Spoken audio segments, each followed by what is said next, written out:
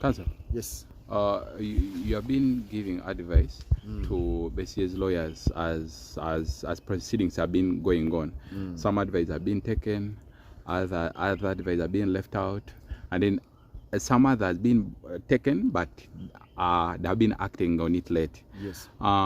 What do you say now that Dr. Besigye's health condition is worsening, Council? You see, ours is to guide. And the first thing I guided was that Besigye is an elder. He's elderly. He's almost 70 years. Sure.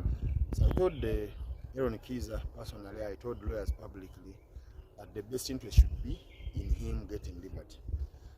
Of course, we had challenges at court martial.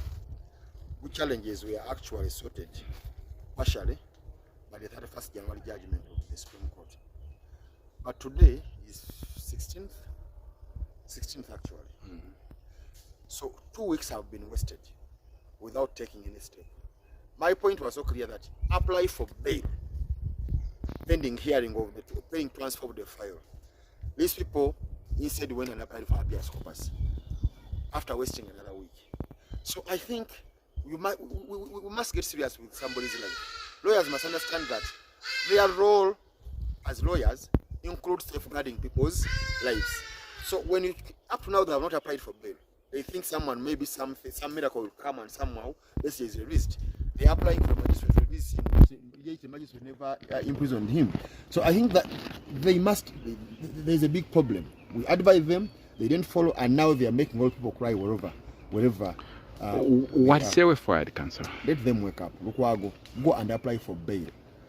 The online petitions we are signing will not release the man. Go and apply for bail in High Court Criminal Division pending that file transfer. Any judge will grant you bail. Stop wasting time. Don't forget we are going to Tanzania, to Rwanda for the Southern Court of Justice, and our fundraising is via 701-881-331 and 787-63086.